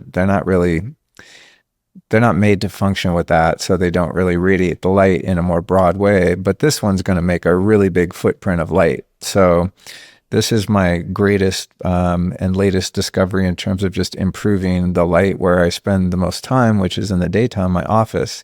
And then there's no blue light, but this still wouldn't be like a sleep and circadian friendly light spectrum. So at night, I switch on to the sauna space, little healing light, which we have, as you know, all over the house. And so that brings the dedicated infrared light into the home. So I'm really super pumped on this guy. And you're right, it is, it's very heavy. They made the base heavy so it doesn't fall over. So I just got to figure out how to, please don't fall apart when I set you down. Oh, sorry, Cookie. Scared the shit out of the dog. That's so heavy. Yeah, it's hardcore. Well, good Lord. You want a heavy base so it doesn't fall on you while you're sitting at your computer, basically. You okay, Peanut? She got startled. Sweetie? Oh, no. Hey, well, come here, see Mama. Did you pee your pants? I'm sorry, Cookie. Look at her, honey. You're okay. She's upset. She got really scared. Yeah, it was very spooky. Yeah, I think those are Luke's latest. I'm always on the lookout for new modalities, products, devices, supplements that improve your life. It's just, I don't know. I never seem to lose my passion for discovery and research and trial and error with this stuff. So I'm so grateful that so many of these emerging brands reach out to me on a regular basis and want to send me their stuff to try. I mean, I'm like a kid in a candy store. Every day is Christmas here in Texas. I'm like checking the mail. Oh, what's this? Things I didn't even know were show up. And so I feel very blessed to be able to, try these things out and work with them and then share them with people. The thing is, too, that's motivating to me is that a lot of the stuff it takes to be well is really expensive. That's part one. Part two is I firmly believe, and I've said this a million times, that if people had the discipline to get a little movement in their life, to be outdoors in the sunshine and natural light as much as possible, to get hot, to get cold, to mitigate the EMF in your life as much as you can, to do grounding practices, earthing practices, to be more out in nature and to organize your life in a way where you're just not inside. I think being indoors is the number one killer. Let me just put it like that. So breath work, meditation, prayer, movement, Doggies, love, having an amazing wife, husband, etc. The most meaningful things you can do, sun gazing, watching the sunrise, watching the sunset, the most meaningful and powerful things you can do are all free. So for the people that are like, oh, only rich people can be healthy. No, you could not spend money on any of this crap and just do all the things I just mentioned on a daily basis and build a discipline around that, which does require some sacrifice. And you would probably make more gains than someone, a Brian Johnson biohacker guy that spends, $2 million a year on all this stuff. That said, I've also observed how when there's an emerging technology, say red light therapy, for example, that, I got into, 10 years ago, right? Every single device was like thousands of dollars and I couldn't afford them. Saunas, would be another example. What happens is as public awareness grows and more people get turned on to how effective some of these different technologies and supplements and things are, the public demand goes up. And when the public demand goes up, then the manufacturer, marketer, consumer prices all get lower over time. It takes a while, but it's like, I don't know how much this lamp is, but if these were in Walmart, because everyone knew about it and everyone wanted them, it would be $15, $20 instead of $60 or whatever it is now, right? So for people listening and watching to the show on a regular basis, don't be discouraged if you're in a place in life where it's not financially viable to test out and experiment and invest in some of these things that can, be kind of a financial burden. Just know like everything's getting cheaper all the time because more people are becoming aware of them and more people want them. So sometimes it's a matter of patience, but more than anything, it's like, don't take any supplements, don't use any of this technology, and just follow the laws of nature. And that unfortunately takes much more discipline than just clicking buy now on some website. All right, listen up. If you're over 35, congratulations. You are officially an adult. You can even run for president, although I don't recommend it. Here's something way more important to note. Your enzyme levels have already started declining, whether you eat clean or not. And enzymes are what break down food into usable protein, fats, carbs, and micronutrients. So if you're noticing a little more bloating, less energy, or you're walking away from meals feeling heavy instead of refueled, it's probably because your digestion just isn't what it used to be. And this, you guys, is why I take Masszymes from Bioptimizers religiously. I'm talking every meal. Masszymes delivers a full spectrum of enzymes, including significantly more protease than other brands. And that really matters because protein is the hardest macronutrient for the body to break down and the one you need more of as you age. Masszymes has become part of my daily ritual for optimized digestion. I take 2 capsules with my biggest meal of the day, and I never feel like I need to recover from eating. Plus, I'm not thinking about food a couple hours later because my body actually got what it needed from what I ate. So to get everything out of the food you eat, head over to bioptimizers.com/Luke and use the code Luke15 to save 15%.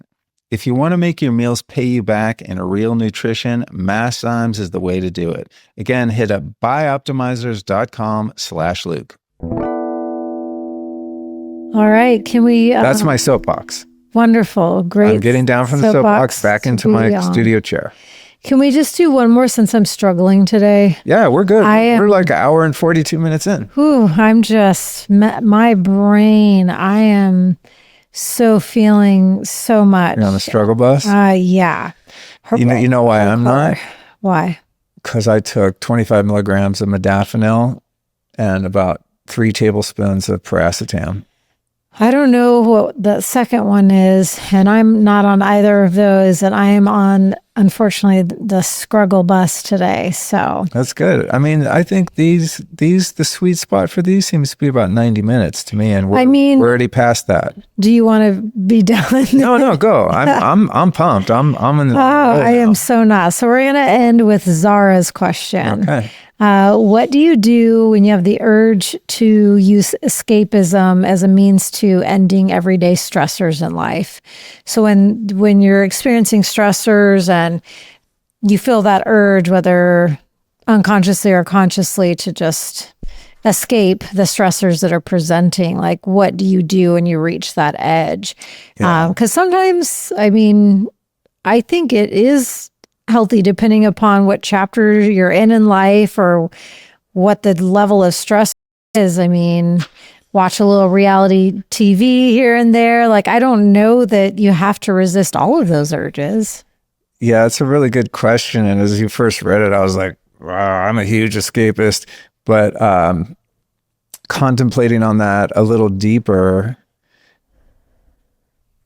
I would recommend letting go of judgment around what is escapism and what is self-care. And how I would divide those, if I had to categorize them for myself, escapism, as in the way that it's commonly held as a negative, in my experience, have been ways in which I've tried to change the way I feel or avoid thinking about something, feeling something. I want to get out of my experience of being me in my own skin, which for a long time for me was hard drugs and alcohol and pornography and reckless sexuality and anything I could do to just not be within my own field. And all of those things had dire consequences. So, as I say, don't judge, escapism is good or bad. It's not even a matter of good or bad. It's just, again, to the cost benefit ratio. I could use pornography today and it would be a great escape, but the price I would pay for it emotionally and spiritually would be catastrophic. And I know that from personal experience. So yeah, that's a good point. What type of escapism? Yeah, exactly. So I'm trying to bucket them a little bit. And this is going to be individual to all people. I mean, I don't know. Another guy might wake up in the morning, instead of meditating, they go to, what's that site? Pornhub or whatever, OnlyFans or whatever. I think kids I was going to say this. Yeah, I mean, and there's OnlyFans. no judgment. I mean, that's the thing, like, as a sober person or someone who's, at this point in my life, I choose to not use pornography, for example. I have no judgment about it because I used to do all that stuff. It's like, what am I judging my own self? Mm-hmm. I'm like, it's the pot calling the kettle black kind of thing. So it's not from a place of judgment. It's from a place of what serves me and what doesn't. It's not even a moral issue, right? So there are certain ways that I have, or even still, avoid feeling what I'm feeling, and I want to escape my experience because I don't know any other way to deal with it, right? So I'm not going to touch any of those things I just mentioned, for example, but I would say my relationship to chewing coca leaf is problematic for me. I would prefer that I didn't do that. I don't know that it's an escape, but it's definitely like a crutch and a coping mechanism that I use more than I would like to, if I'm honest. It's an escape from eating food. It is definitely a way to never eat at all. The natural GLP-1. Yeah. Another one for me would be like looking at my phone going, I'd like to go on Twitter and just disappear into like an MK Ultra mind-controlled fucking addictive tech platform. And I'm like, nah, don't do it. Don't do it. And I go, just for a minute. And then next thing you know, like 15 minutes went by and I go, where was I? What just happened, right? Social media for me is probably the stickiest one and one that I feel doesn't serve me, but I fall prey to it more than I would like to. I've gotten better. It's one of those things that's interesting. Like with a true addiction, in my experience, it never just resolves itself and gets better. It only gets worse, worse, and worse, and worse. until you end up in jail, living on the streets, or wife and kids left you. Yeah, mental institution. Like your life just totally goes to shit. But there are other things that, like with social media, for me, it doesn't get worse because I have an awareness around how it's not supportive to me. And so I'm able to pump the brakes and have some regulation of it. It's not totally out of control. But for me, that's definitely a form of escape, kind of in the more negative sense that I, would prefer to even do much less than I am now. Well, okay. Were you going to continue? Yes, for a very long time. No, one more thing, just before I lose my train of thought. So, but pertinent to, was it JoJo? As we're on this. Zara. Yeah. Zara's question. JoJo was the last one. So what I think is a positive form of escape for me is, I'm doing New Calm, at least once, if not twice a day, or I'm doing the visor, the light show or the Lucia light.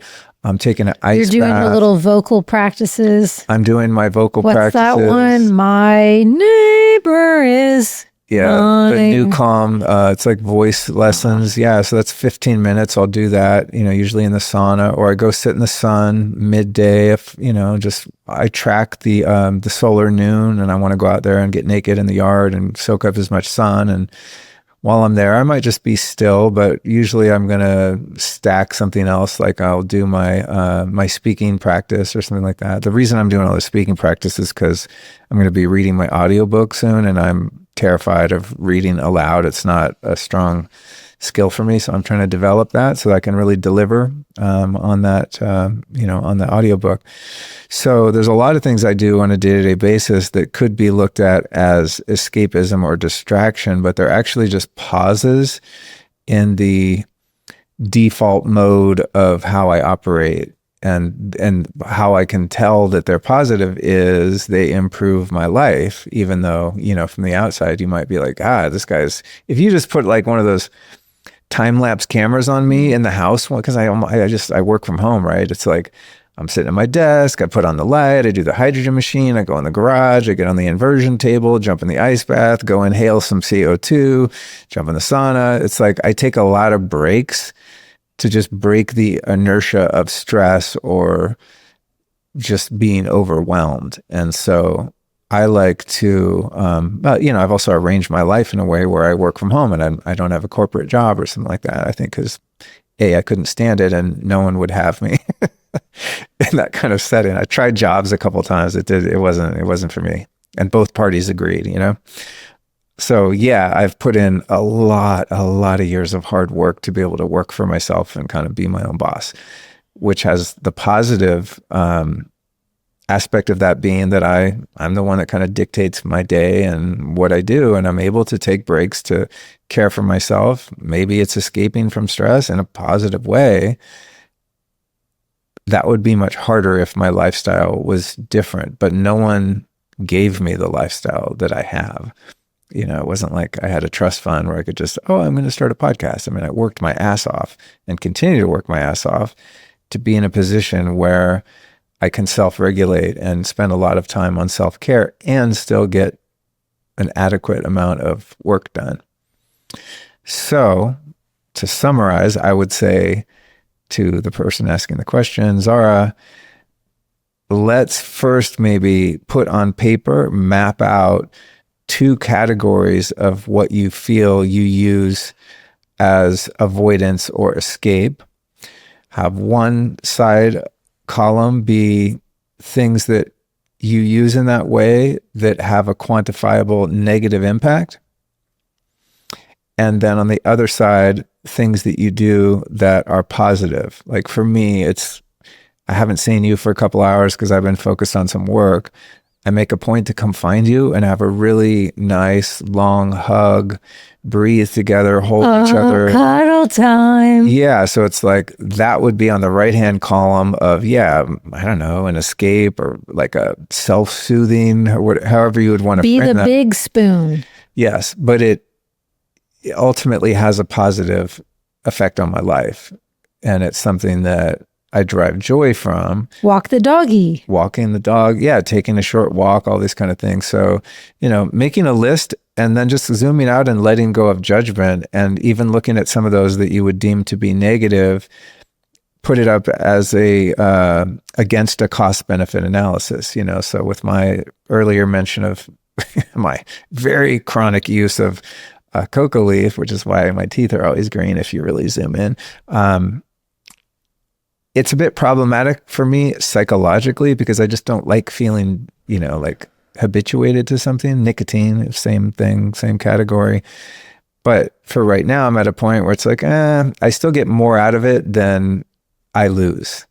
So I'm just kind of observing and keeping an awareness around it. I'm being honest with myself. I'm acknowledging it so it doesn't become a shadowy, shamey, weird thing. But I would prefer to just be able to be comfortable in my skin and also be able to be productive and focused without necessarily having to have so many of these little crutches. So, list out your coping tools and then distill the ones on the left-hand column that are potentially negative into the ones that are definitely causing you harm, and put some real focused attention into loving yourself enough to find ways to eliminate those from your life. Well, that you have led perfectly into my one and only question around this is what would be one example of a method that a person could implement when they are feeling a very strong pull to that category of the list that are detrimental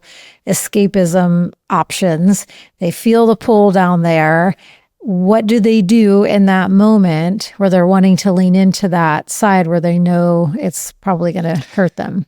I think it depends on whether one's relationship with the behavior can be quantified as a legitimate addiction, or is it just a habit and attachment? Let's say it's a habit.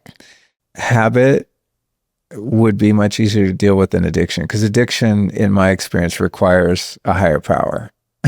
That's what defines addiction to me, is something that, like, me as my own entity cannot control.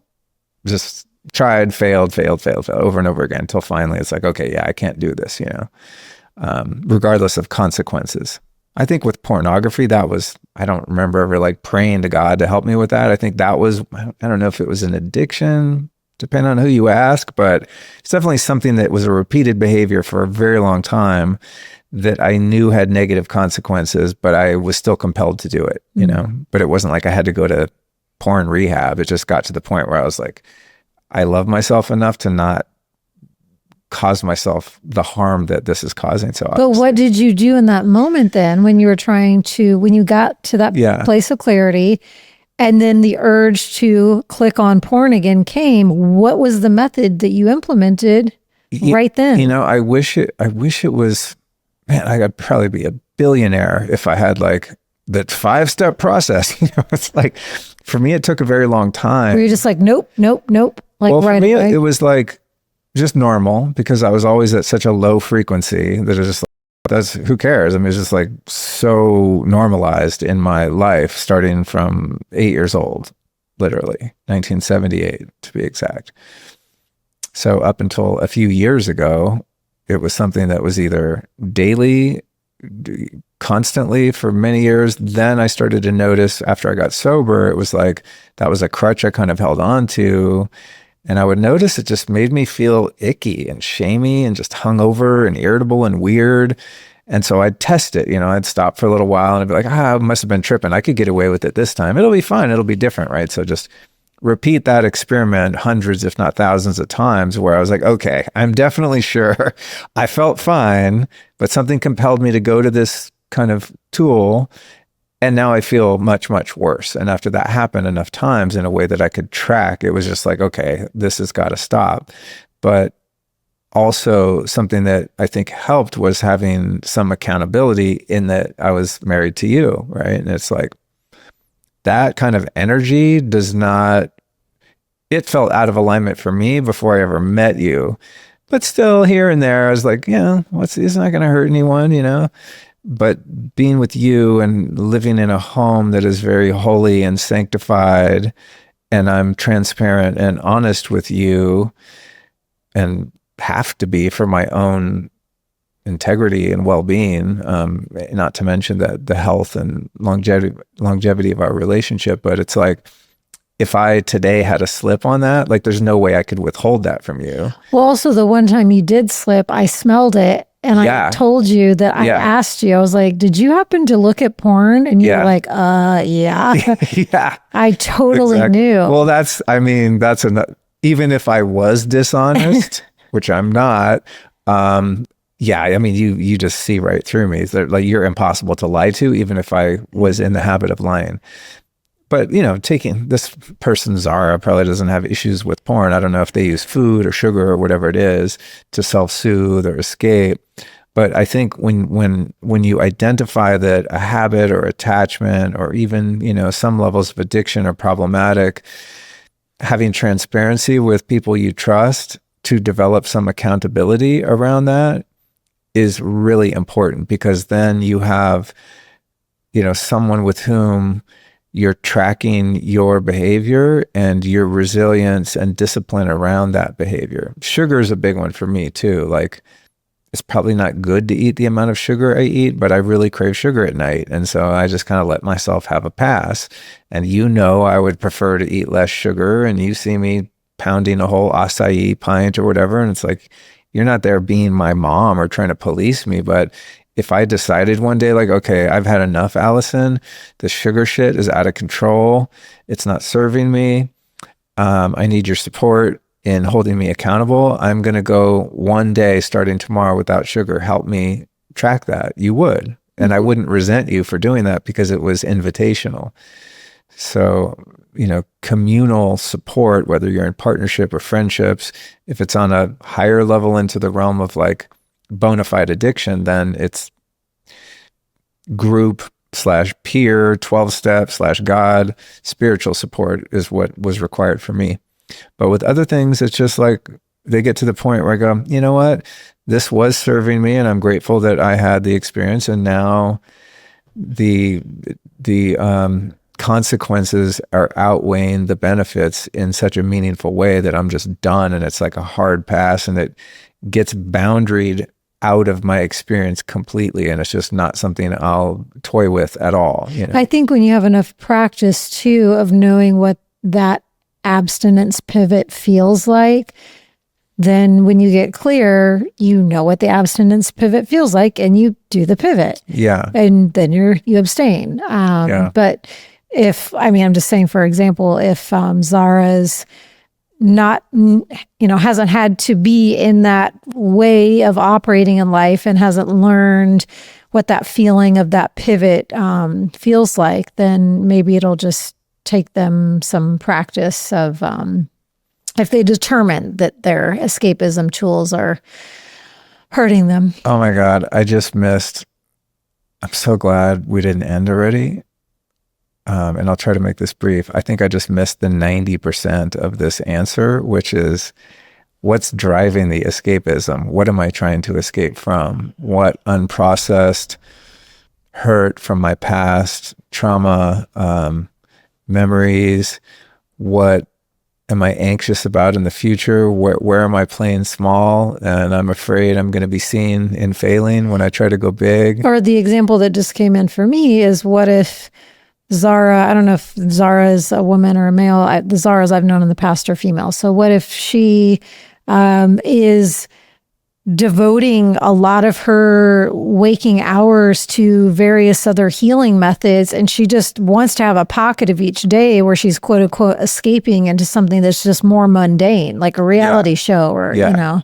It's like it could be a million reasons. Totally. Yeah, I think for me, the more that I've really gone into the deepest shadows of my life experience and been willing to face and heal underlying hurt, there's less of a drive to escape, because there's nothing to escape from, and also putting a lot of dedication into meditation and mindfulness for a really long time has given me so much freedom from the mind. I just used to get so captured by my mind in obsessive, resentful, anxious, self-loathing thoughts. I mean, just like I was so tortured by my thinking for so long, and having put a lot of effort and received a lot of grace, and just having a much quieter mind and a mind that doesn't talk to me with such repetition and force. I'm not as compelled to try to escape the thoughts in my mind because the thoughts aren't as mean and destructive anymore. They're just not. They're just, it's quiet up there, you know?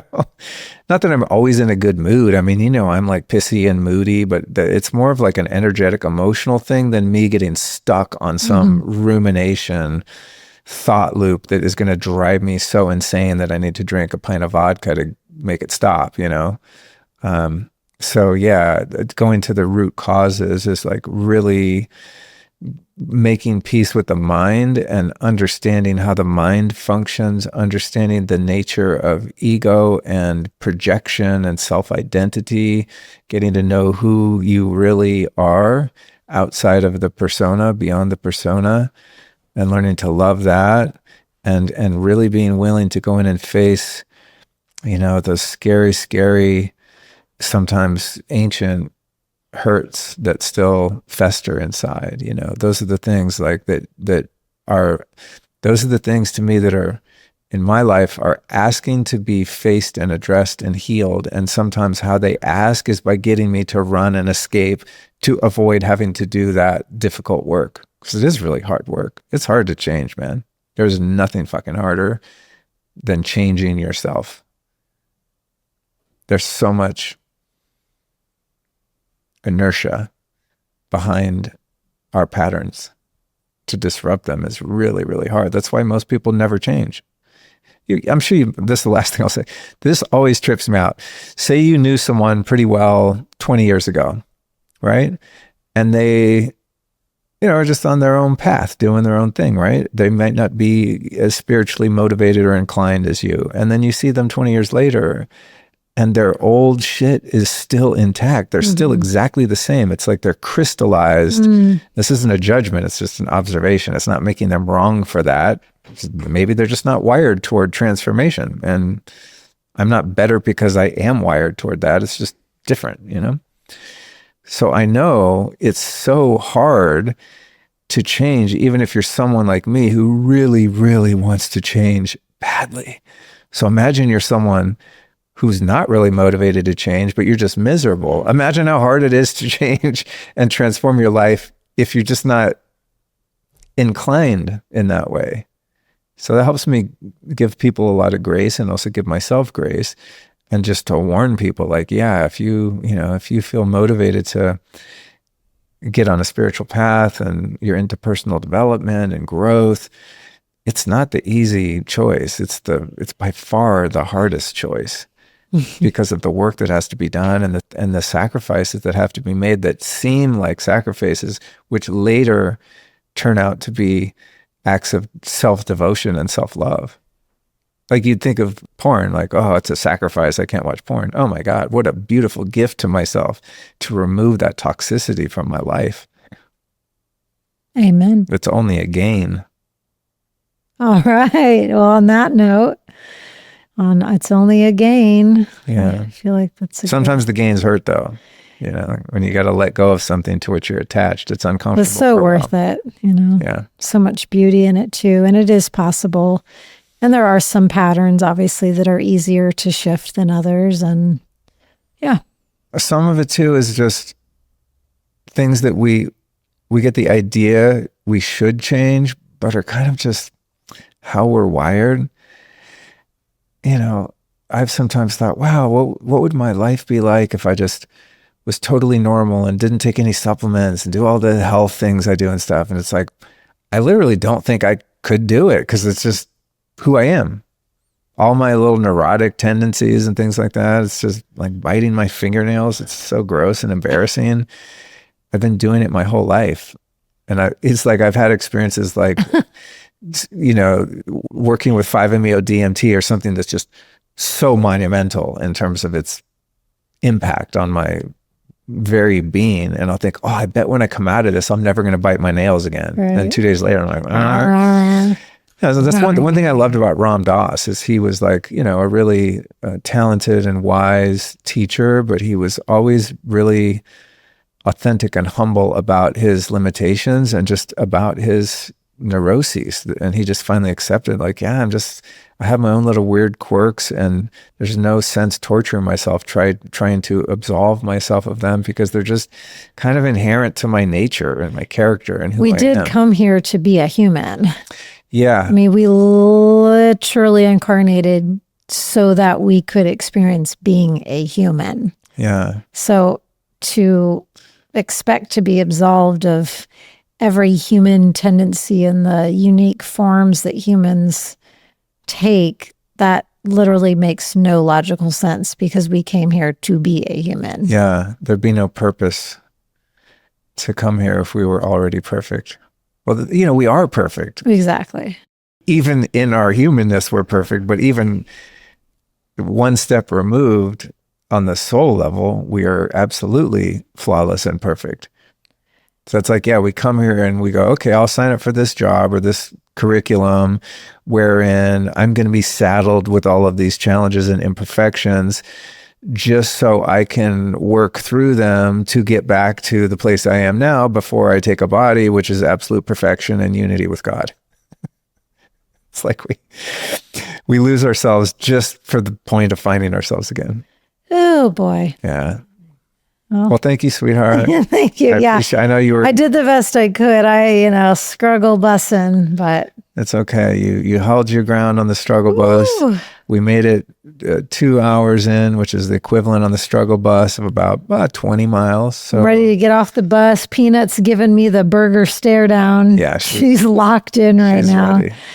I want to thank also everyone listening and watching. I truly appreciate you. And, if you're here 2 hours and 9 minutes in, you're a ride or fly friend of the show, and I appreciate that. And if you feel naturally and authentically called, it would be so appreciated if you share this episode with a couple friends. I mean, it's that little arrow on your phone. Just click share, text 2 people you love, or even better, maybe text this to 2 people that you really don't like at all.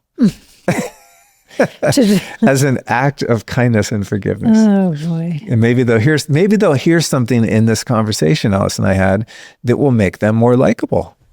Maybe they will go, shit, I haven't changed at all. I'm one of those people that hasn't changed in 20 years. God damn it, I'm going to get on the program. And then they'll be worthy of your friendship. Oh boy, you never know. Just kidding, not really. Love you guys. Peace out. Bye. See you next week. All right, you guys, that brings this one to a close. Thanks for listening and learning along with me. Now, if you've been tapped into this podcast for a while, you know I'm all about uncovering the hidden forces that impact our health. And one of the most overlooked and most dangerous is EMF in our homes. We all pay attention to our food, air, and water. We shop organic and use filters and air purifiers. But hardly anyone thinks about the invisible toxins humming through every wall, aka electromagnetic pollution or electrosmog. And unfortunately, I learned this the hard way living under 2 massive cell towers back in LA. It destroyed my sleep, turned my brain to mush, and almost wrecked me completely until I finally figured out what was going on and how to fix it. And when I started putting together some really solid solutions, I knew I had to share them. So that's why I created my free EMF Home Safety Masterclass. It's over 5 hours of self-paced, expert-led training to help you detect and fix the EMF in your home so you can finally sleep, heal, and live without invisible stress. To find it, just go to lukestory.com/EMF Masterclass, where you can sign up for free. Because once you know what to look for, the solutions are easier than you think. That's lukestory.com/EMF Masterclass, or just click that link in the episode description where you can join my completely free training today. Oh, did I mention it was free? Yeah, seriously, 0 strings attached. Just click, watch, and learn.